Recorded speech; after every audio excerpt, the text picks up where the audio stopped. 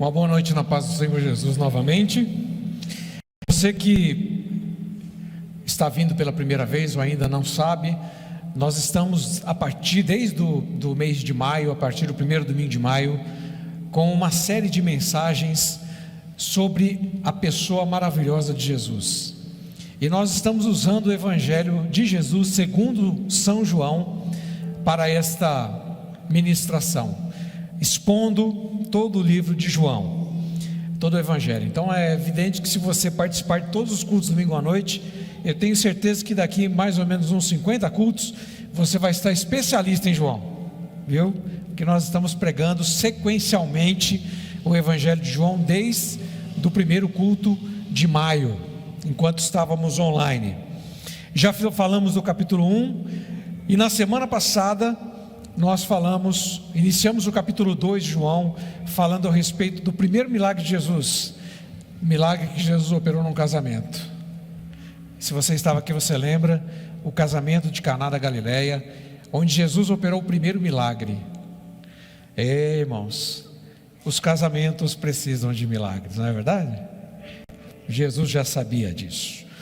E eu quero convidar você, na sequência, a deixar a sua Bíblia aberta no Evangelho de João, capítulo 2, e nós vamos ler agora dos versos 12 a 22, vamos na sequência. Depois que Jesus opera o milagre em Caná da Galileia, que ele transforma água em vinho, vamos ver o que acontece na sequência. Diz assim a palavra de Deus: depois disso, ele desceu a Cafarnaum com sua mãe, seus irmãos e seus discípulos. Ali ficaram durante alguns dias. Quando já estava chegando a Páscoa judaica, Jesus subiu a Jerusalém. No pátio do templo, viu alguns vendendo bois, ovelhas e pombas, e outros assentados diante de mesas, trocando dinheiro.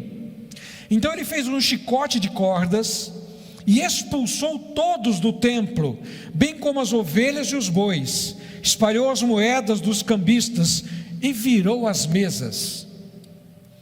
Aos que vendiam pombas, disse: tirem estas coisas daqui, parem de fazer da casa de meu pai um mercado. Seus discípulos lembraram-se que está escrito: o zelo pela tua casa me consume. Perguntaram: que sinal miraculoso o Senhor pode mostrar-nos como prova da sua autoridade para fazer tudo isso? Jesus lhes respondeu: destruam esse templo e eu o levantarei em 3 dias. Os judeus responderam: este templo levou 46 anos para ser edificado, o Senhor vai levantá-lo em 3 dias? Mas o templo de qual ele falava era o seu corpo. Depois que ressuscitou dos mortos, os seus discípulos lembraram-se do que ele tinha dito. Então creram na Escritura e na palavra que Jesus dissera.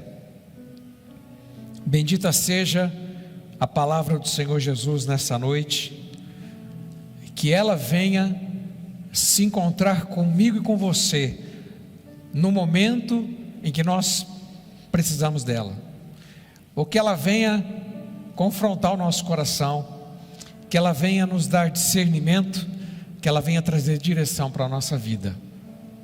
Quando a palavra de Deus é lida, irmãos, o Espírito Santo faz a obra.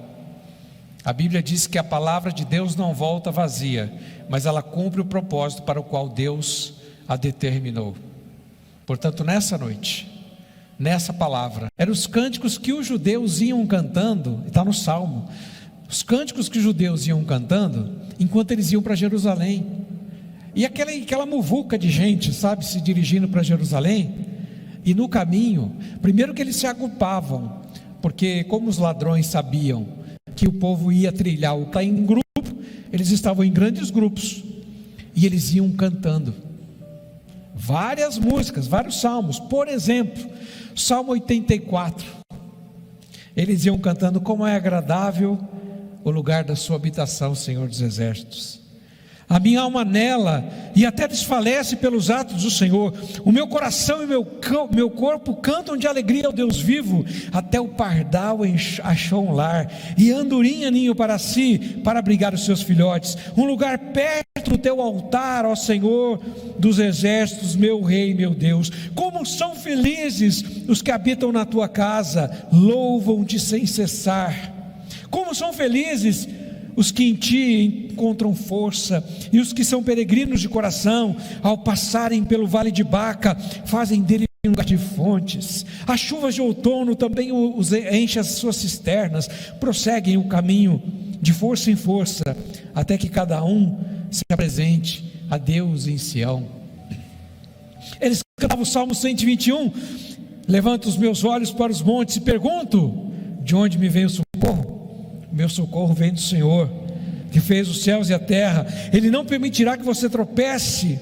O seu protetor se manterá alerta. Sim, o protetor de Israel não dormirá, ele estará sempre alerta. O Senhor é o seu protetor, como a sombra que o protege, ele está à sua direita. De dia o sol não te ferirá, nem a lua de noite. O Senhor o protegerá de todo mal, protegerá a sua vida. O Senhor protegerá a sua saída e a sua chegada desde agora e para sempre.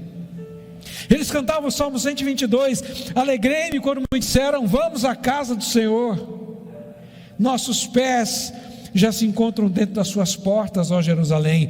Jerusalém está construída como cidade firmemente estabelecida. Para lá sobem as tribos do Senhor, para dar graças ao Senhor, conforme o mandamento dado a Israel. Lá estão os tribunais da justiça, os tribunais da casa do rei Davi e tantos outros. Salmos conhecidos como os salmos de romagem, os salmos, cânticos de romagem. Os salmos eram músicas, eram poesias que eram cantadas, e aquele grupo de pessoas vinha de todo o mundo conhecido ao redor de Jerusalém, iam para Jerusalém para festa, para ter o seu momento de devoção. Os judeus retornando para casa para adorar a Deus, aqueles que tinham mudado, mas os outros povos para ver aquele povo lindo. Você imagina aquela muvuca de gente chegando perto das portas de Jerusalém, todo mundo cantando a mesma música. Imagina isso, pensa nisso. O povo ia lá para adorar, judeus e os não judeus. E na festa de Jerusalém, no momento da festa da Páscoa, tinha quase a mesma quantidade de judeus e de não judeus. Festa linda. É nesse contexto que esse texto acontece. É importante a gente entender, irmãos, o contexto de todas as coisas, que é nesse contexto que acontece o que nós acabamos de ler da palavra. Aqui fora você vê que é o pátio da fofoca, quer dizer, o pátio das mulheres. Aqui fora era o pátio das mulheres. As mulheres só podiam ficar ali, mas só as mulheres judias, não era para qualquer mulher. E aqui o pátio dos gentios. Foi exatamente aqui, nesse lugar, que Jesus entrou e aconteceu o que aconteceu no relato do texto. Jesus entrou, porque tudo isso aqui chama templo. Tudo isso aqui, é templo de Jerusalém. Quando a Bíblia fala de templo, está falando de tudo isso. E o templo compunha esses locais, as portas formosas. Lembra que aonde foi curado o cego lá de Atos capítulo 3, aqui na porta formosa, os pórticos de Salomão. Então tudo isso aqui é templo, ok? Este lugar foi o lugar em que Jesus ficou irado. Aí você vai ter que entender o porquê que Jesus ficou bravo. Nós vamos falar sobre isso. O que os judeus faziam estrategicamente? Os judeus que queriam ganhar uma graninha aproveitavam o momento da festa, e eles vinham e colocavam aqui no pátio dos gentios bois, ovelhas e pombas. Porque se você lembra, você que estuda a Bíblia, se não estuda, será bem-vindo para a escola bíblica dominical, domingo às 9. Você lembra que o sacrifício que os judeus apresentavam a Deus tinha a ver com, dependendo da renda familiar, dependendo de quanto ele tinha de dinheiro, ou ele oferecia uma pomba, aqueles mais pobrezinhos ofereciam uma pomba de sacrifício, porque não tinha dinheiro para comprar mais. Os melhorzinhos, os da classe média, ofereciam um cordeiro para o sacrifício. E aqueles caras mais abastados ofereciam um boi para o sacrifício. O sacrifício fazia parte da adoração. Na verdade, o sacrifício era simplesmente um estereótipo, uma sombra do próprio sacrifício de Jesus. Eu não vou pregar sobre isso, mas quem sabe um dia a gente fala a respeito disso. Os tipos de Jesus no Antigo Testamento. O sacrifício era só... Deus só colocou o sacrifício porque ele estava apontando para o sacrifício de Cristo. Por isso que o sacrifício existia. E o que os judeus mais espertos e empreendedores faziam?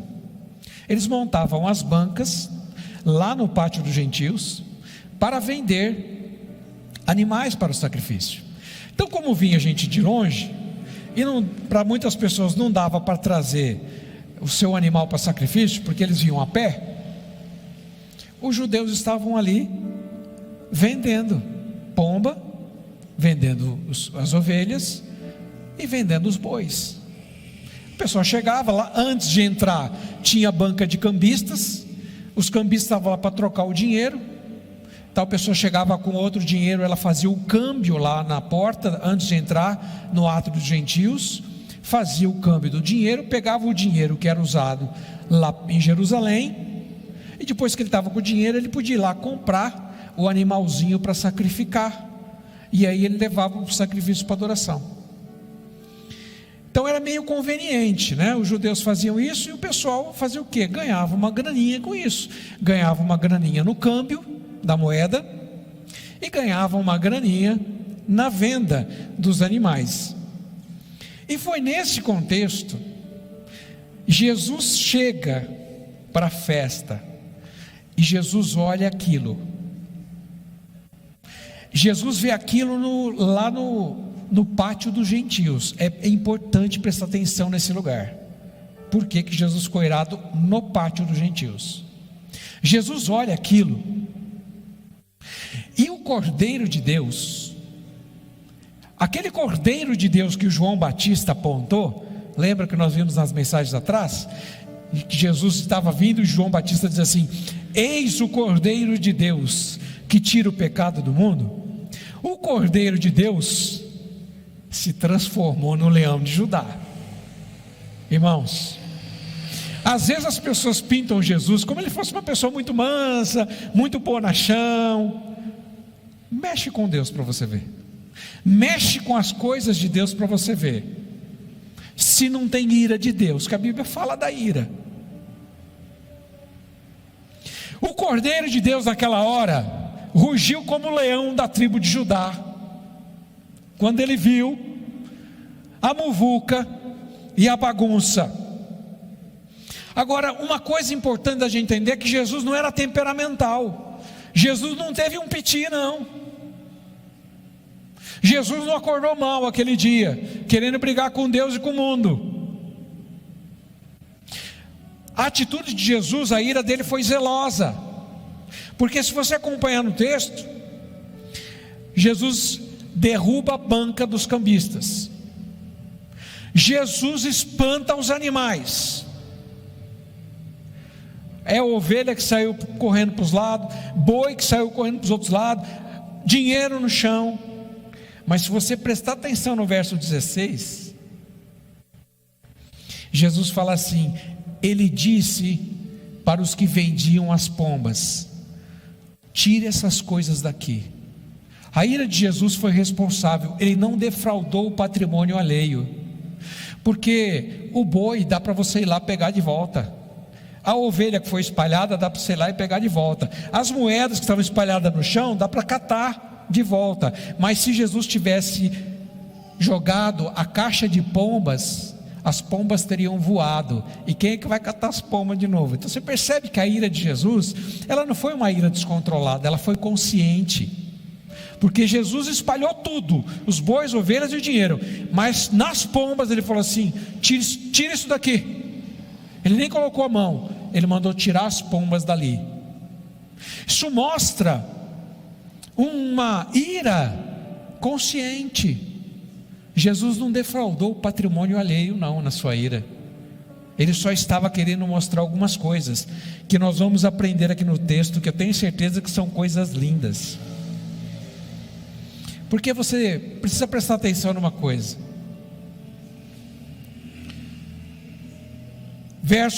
Em Marcos capítulo 11, verso 17, que relata a mesma cena.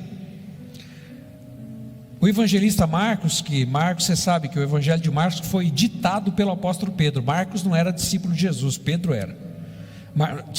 Marcos era discípulo, mas não era apóstolo. Pedro é quem dita o evangelho. E Marcos 11, 17, Marcos diz assim: a minha casa será chamada casa de oração para todos os povos. Por quê, gente? O porquê da ira? Porque Deus tinha reservado no templo este lugar aqui para ser um lugar de anúncio do evangelho. Era um lugar missionário. Porque os outros lugares só judeus podiam entrar. Mas por que no templo tinha um lugar para os gentios? Porque era o lugar que os gentios tinham para adorar a Deus. O único lugar que eles tinham para adorar a Deus era no pátio que era deles.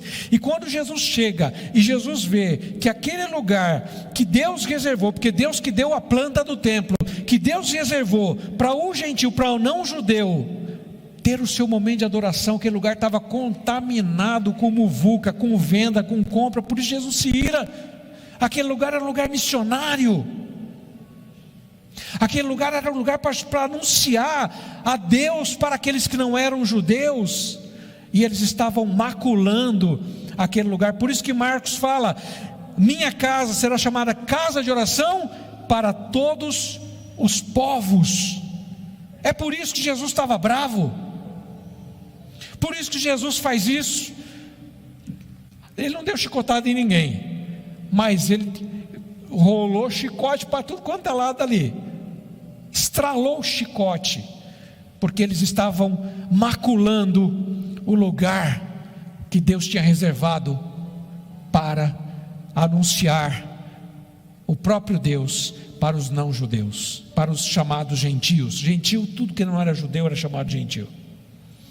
E a feira, aquele barulho da ocupação, aquele barulho, o lugar todo tomado por cambistas e todo tomado por animais, sujando todo aquele lugar que era um lugar reservado para a missão. E aqui, depois desse contexto, porque é importante você entender isso, senão você não entende o texto. É nesse contexto que eu gostaria de falar com você sobre algumas lições que eu e você podemos aprender para a nossa vida hoje, baseado no que aconteceu aqui em João capítulo 2, verso 12. A primeira coisa que nós vamos aprender, primeira lição que nós vamos aprender aqui, é que nós devemos ser zelosos pelas coisas de Deus, assim como Jesus foi.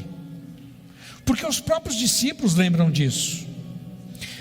A cena que os discípulos presenciaram, se você se lembrar do verso 17 que nós lemos no texto, o verso 17 diz assim: seus discípulos lembraram-se que está escrito: o zelo pela tua casa me consumirá. Quando eles viram Jesus fazer o que ele estava fazendo, eles não ficaram pensando: por que será que Jesus está tão bravo? Eles já entenderam que o que Jesus estava fazendo era zelo pelas coisas de Deus. E eu e você temos que aprender isso, o zelo que nós temos que ter pelas coisas de Deus. As coisas que são consagradas a Deus são importantes. E nós temos que aprender a zelar pelas coisas de Deus. Jesus sofria para preservar os ideais divinos. E a gente também tem que zelar por tudo que é de Deus, por tudo que é consagrado. Nós temos que zelar pelo lugar da nossa adoração. A igreja não é essa construção. A igreja somos nós. Você é a igreja de Jesus, eu sou a igreja de Jesus. Mas esse lugar é onde a igreja se reúne. Esse lugar tem que estar bonito para a igreja se reunir. E a gente tem que conservar esse negócio, esse lugar bonito, porque esse é o lugar que a igreja de Jesus se reúne. Esse lugar foi consagrado a Deus, tem que ter zelo por esse lugar. Nós temos que ter zelo para a forma como a gente vem para a igreja. Você sabe que a nossa igreja, ela prima pela informalidade. Nós não temos doutrina de usos e costumes, e respeitamos aqueles que têm, mas nós não temos doutrina para dizer que tipo de roupa você tem que usar, como é que você deve se portar. Nós não temos. Mas gente, por favor, nós temos que ter zelo pela forma como a gente se veste para vir para a casa de Deus. Temos que zelar. Temos que ter cuidado com roupa, cuidado com lascívia. Você sabe o que é lascívia, né? Lascívia, ela é tão pecado quanto o adultério. A lascívia é essa provocação, e normalmente as mulheres são mais lascivas que os homens, né? É a provocação que a mulher faz e desperta o desejo sexual no homem. Isso é lascívia, porque o homem, gente, é despertado pelo olhar, você sabe, né? A mulher é pelo ouvir, o homem pelo olhar. Então, apesar de a gente viver na informalidade aqui na igreja, a gente tem que tomar cuidado com a roupa que a gente veste. A gente tem que vir para a igreja com a roupa da missa. Você lembra disso? Eu era católico, a roupa da missa, eu só tinha uma roupa da missa, que era a roupa que eu vestia para ir na missa, era melhor.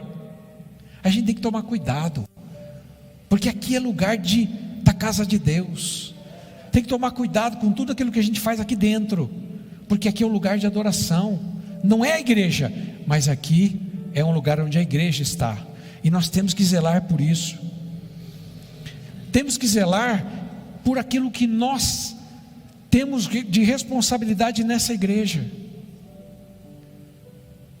Irmãos, tem muita gente que trabalha aqui antes desse culto, para esse culto acontecer. Talvez você não saiba, mas antes, a gente chega aqui 6h15 para preparar tudo, para ver se as cadeiras estão arrumadas. O pessoal da sala das boas-vindas está lá, estão fazendo o briefing lá, faz o briefing lá na sala de boas-vindas. Gente, cada um, você joga pela direita, você vai pela esquerda, você é centroavante, você fica na defesa. É mais ou menos isso que acontece lá. Por quê? Porque nós queremos fazer o melhor. Nós queremos fazer um culto abençoado. Tem o pessoal da recepção recebendo você. Você acha que isso aí é feito sem querer? Não, isso é feito de propósito, irmãos, que a gente faz isso porque a gente ama a Deus e a gente quer fazer o melhor para Deus. E é por isso que a gente faz isso.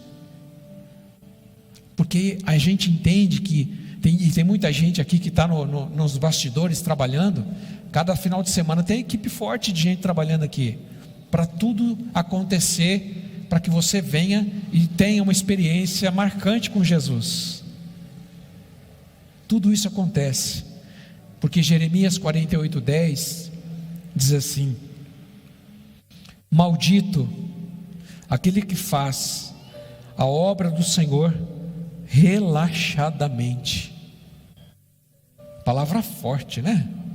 Mas está na Bíblia, desculpa. A palavra que está lá é essa: maldito que faz a obra do Senhor relaxadamente. Então, se você tem uma responsabilidade, faça o melhor, dê o seu melhor, seja zeloso com as coisas de Deus, com as responsabilidades que Deus te dá.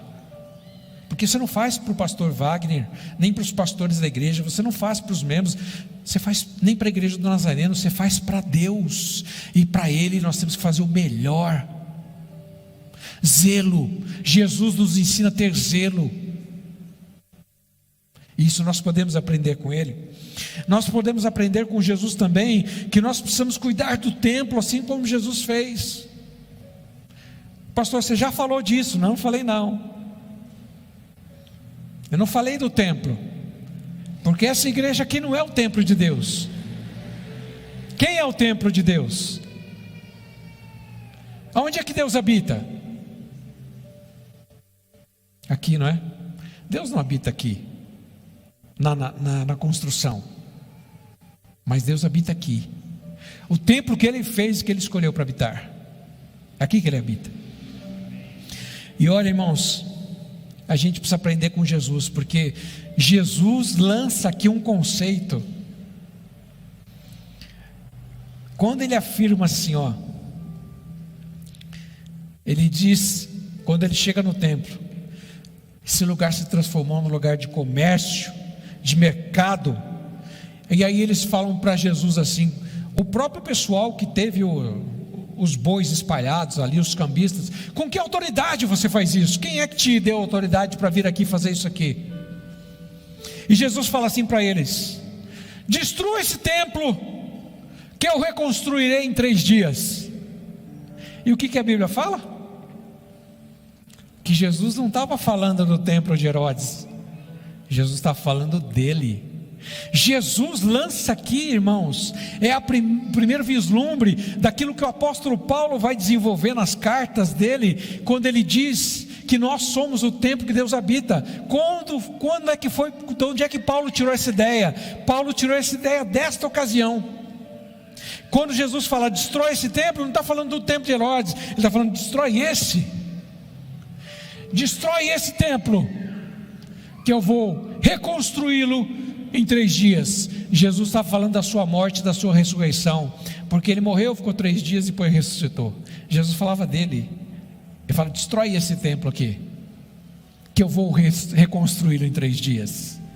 E foi exatamente que a Bíblia diz que quando Jesus ressuscitou, os discípulos se lembraram o que Jesus disse. Está no texto. Eles se lembraram o que Jesus disse: destrói esse templo. Jesus introduz a mensagem.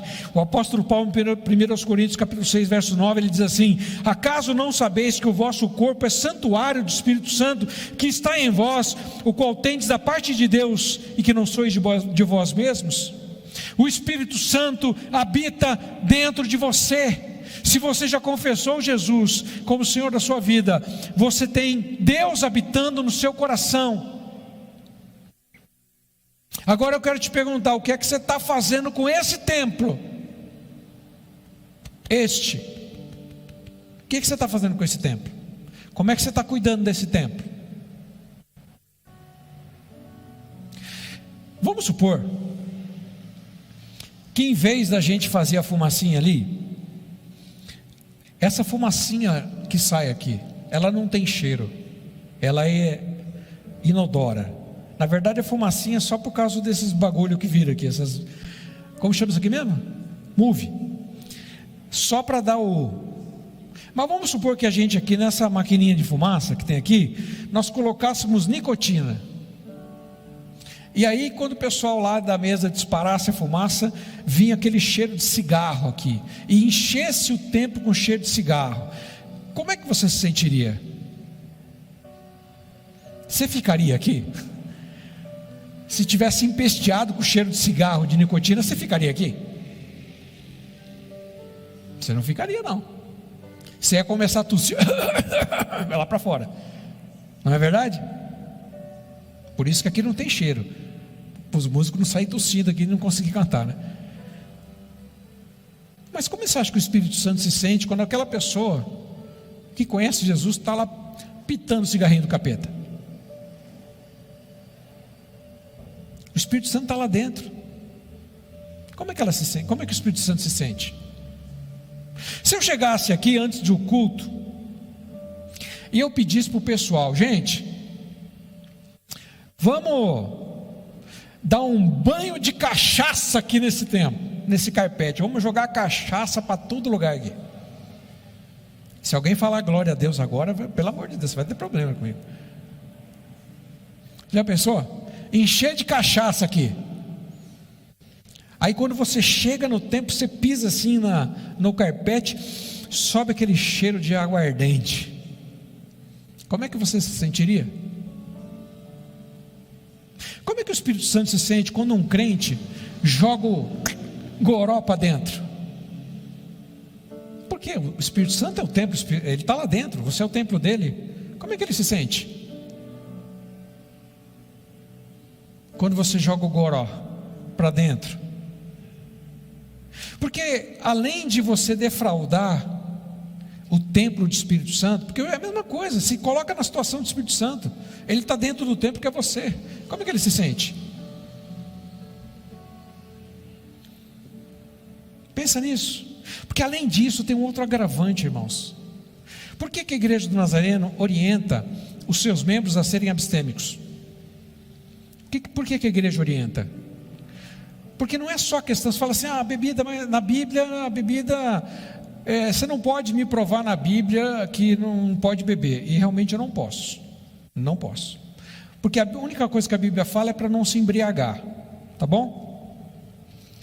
Então a pessoa, se ela está lá, né, bom, aí é cada um com Deus, né, está lá sozinha na sua casa, tal, e tomou seus gorozinhos,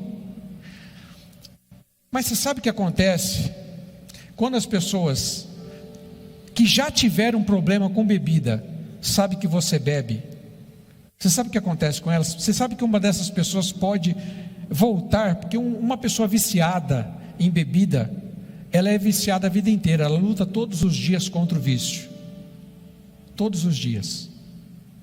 E se alguém que é viciado em bebida, se um jovem que até a idade de 25 anos tem a propensão para se tornar alcoólatra, até os 25 anos o jovem tem propensão para se tornar alcoólatra.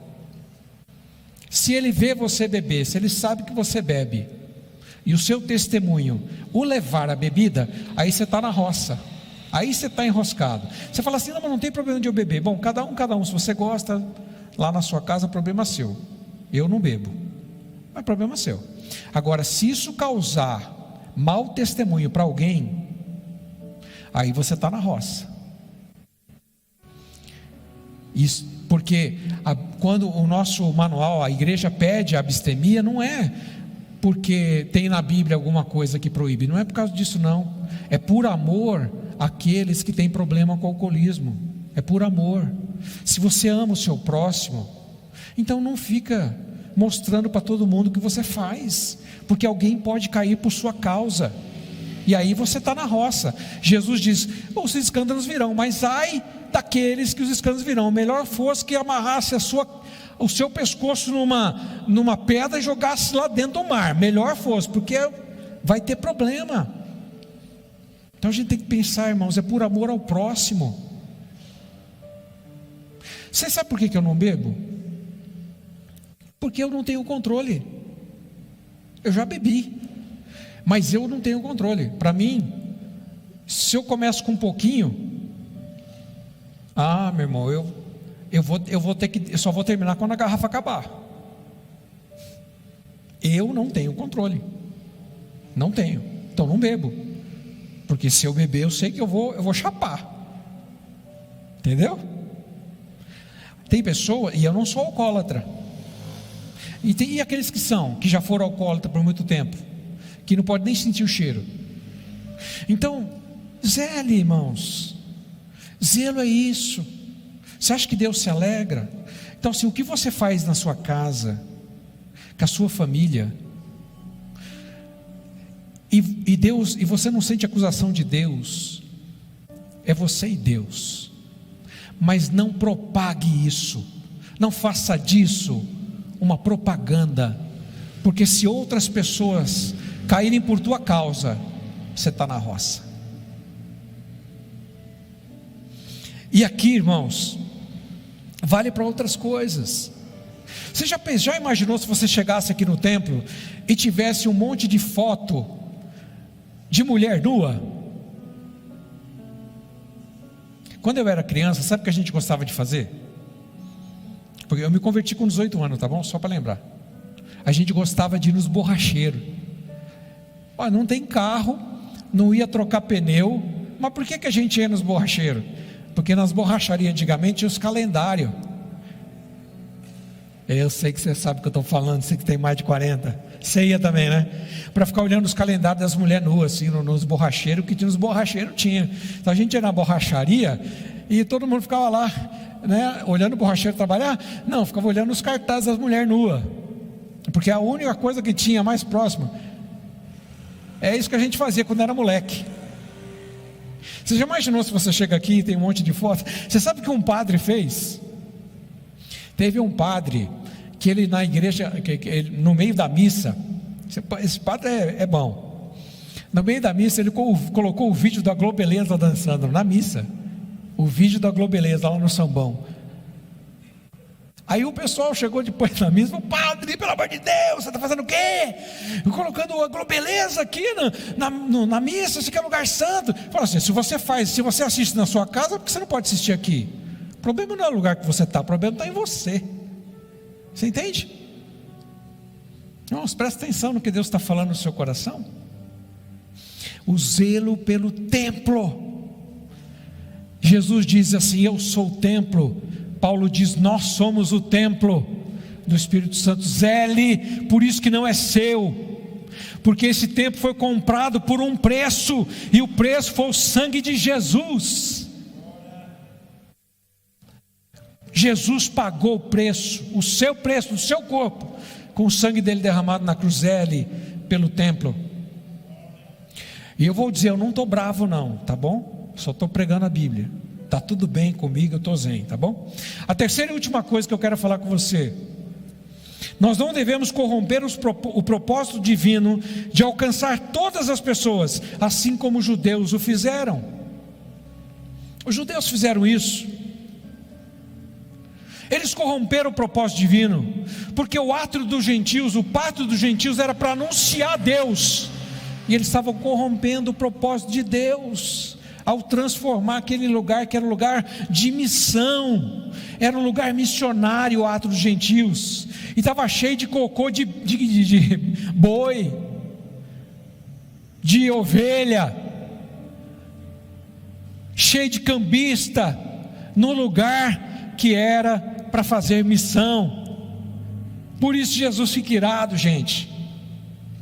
E você só consegue entender isso quando você estuda o texto profundamente, para saber os porquês. Nós não podemos corromper, como o povo judeu, eles corromperam o propósito. Esse lugar do templo Deus tinha reservado, porque Ele que mandou construir, Ele tinha reservado simplesmente para que a missão fosse cumprida. E esse templo aqui também tem uma missão para cumprir. Esse templo aí também tem uma missão para cumprir, e a missão que nós temos para cumprir é levar o amor de Deus para todas as pessoas e falar do amor de Jesus para todo mundo. Quando nós não cumprimos a nossa missão, nós também estamos defraudando o templo, assim como os judeus estavam fazendo com o templo de Jerusalém, lá no átrio dos gentios.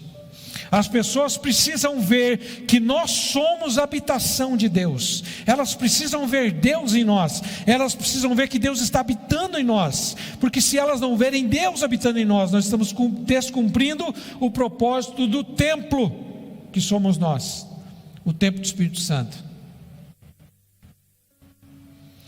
Irmãos, essa é uma palavra de posicionamento bíblico. Como eu disse, eu não estou bravo, não aconteceu nada, não estou pregando para ninguém especialmente, eu estou pregando a Bíblia. Agora, se Deus está falando com você, presta atenção, toma teu jeito. Amém? Nós somos a habitação de Jesus. Nós temos a responsabilidade de fazer missão. Você já viu na Bíblia o dom de missionário? Sabe onde está o dom de missionário na Bíblia? Onde é que está o dom de missionário na Bíblia? Lugar nenhum, porque não tem dom de missionário na Bíblia. Tem dom de pastor, apóstolo, evangelista, doutores e mestres. Efésios. Os dons ministeriais. Mas não tem dom de missionário na Bíblia. Mas por que não tem? Porque todo mundo é missionário. Missionário não é só aquele que sai da sua casa para ir visitar outro país. Não, se você sair da sua casa para visitar o seu vizinho, você é missionário. Se você está usando a rede social para falar de Jesus, você é missionário. Você está chegando nos confins da terra, você está falando de Jesus, você é missionário. Não tem dono missionário, mas porque todo mundo é missionário. Alguns em Jerusalém, outros em Judéia e Samaria, e outros até os confins da terra. Todo mundo é missionário. Quando eu deixo de cumprir esse propósito, eu estou defraudando Deus, porque Deus te encheu com o Espírito Santo. Jesus está vivendo no seu coração para fazer de você alguém que vai anunciar o amor dele para aquele que não conhece, assim como era no átrio dos gentios. E se você estiver distraído e preocupado com tantas outras coisas e não estiver cumprindo o seu propósito, assim como Jesus cobrava com os judeus, com certeza ele não vai ficar muito contente com você, porque ele tem dado muitas coisas para nós, e a gente acha que tudo que ele tem dado para nós é só para nós. Engano seu. Ele tem colocado muita coisa na sua mão e tem te dado muita capacidade que ele quer usar para a glória dele. E se você não usar, você pode ter certeza que um dia ele vai te cobrar. Te dei tanta coisa que era para você usar para a minha glória, e você usou só para você. Com certeza vai ter alguma bronca nesse sentido. Nós somos, irmãos, o templo. Então, queridos, para a gente concluir, seja zeloso com as coisas de Deus e com os ministérios que Deus tem colocado na sua mão. Seja zeloso com o templo do Espírito Santo, que é você, onde Deus habita. Seja zeloso com a missão que Deus nos deu de levar Jesus para todas as pessoas. Amém? Vocês estão tudo com cara de assustado. Amém? Amém, gente. Glória a Deus, aleluia. A palavra do Senhor, né? Amém. Irmãos, a palavra do Senhor, ela confronta o ser humano. E eu vou usar para terminar uma frase do príncipe dos pregadores, o inglês Charles Spurgeon. Ele é chamado de o príncipe dos pregadores, Spurgeon. Ele dizia assim: se você ficar 40 minutos ouvindo uma mensagem da palavra de Deus, e isso não mudar em nada a sua vida, você acabou de perder 40 minutos. Acabou de perder. Valeu nada. Acabou de perder os seus 40 minutos. Podia estar fazendo outra coisa.